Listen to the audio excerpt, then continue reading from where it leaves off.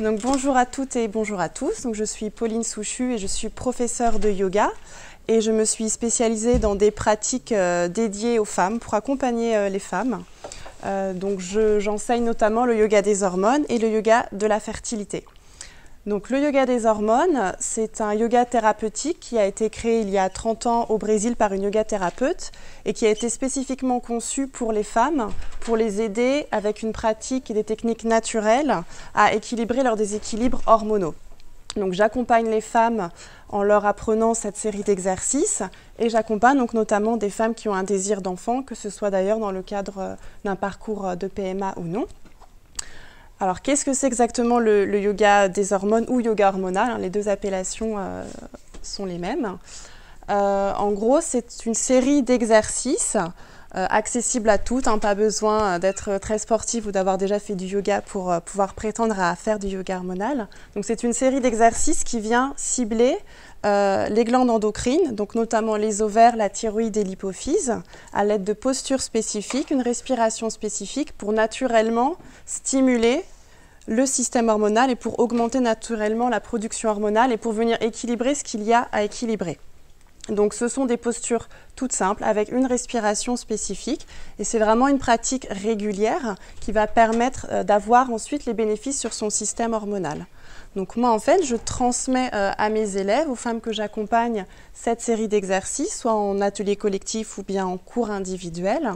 Et ensuite c'est vraiment à la personne de pratiquer de son côté pour ensuite avoir donc, les bénéfices sur le système hormonal.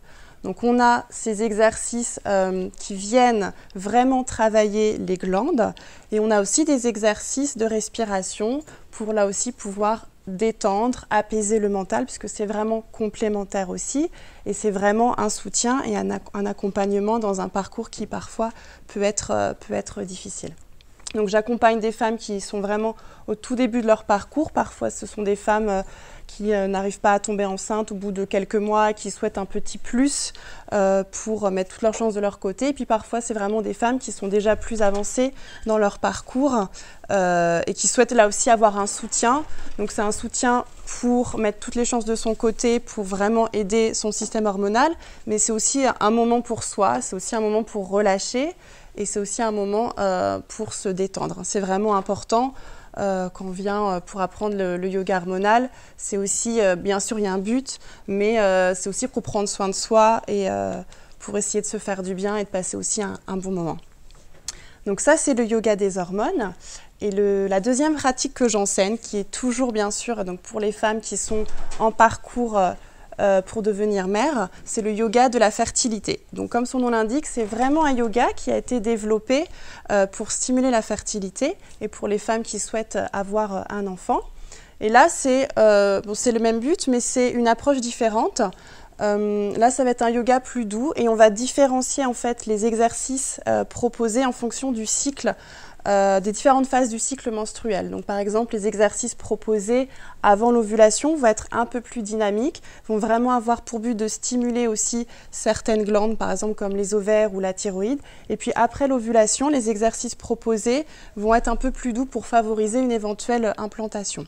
Donc ce sont des exercices, là aussi accessibles vraiment à toutes, avec beaucoup d'exercices de respiration, des méditations, des visualisations guidées qui sont vraiment exclusivement pensées pour les femmes qui souhaitent devenir mères. Et donc tout est vraiment ciblé là-dessus.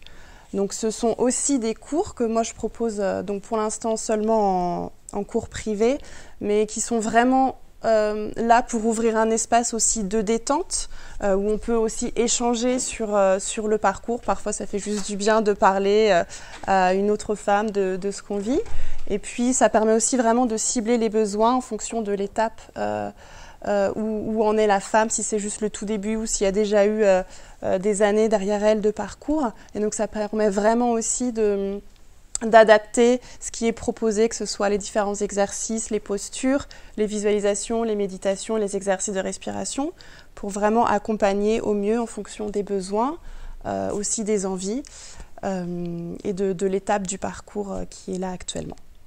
Donc 2 pratiques différentes, le yoga des hormones et le yoga de la fertilité. Je dirais que c'est vraiment à voir en fonction de sa situation, de aussi quelle est la problématique. Est-ce qu'on connaît la problématique ou est-ce que au bout de quelques temps on n'arrive pas à tomber enceinte et on a envie de se donner un petit coup de pouce. Donc je suis là-bas à la table si vous souhaitez venir me poser des questions, si vous souhaitez en savoir un peu plus et pourquoi pas connaître quelle serait pour vous la pratique la plus appropriée si cela vous intéresse. Voilà, je vous remercie.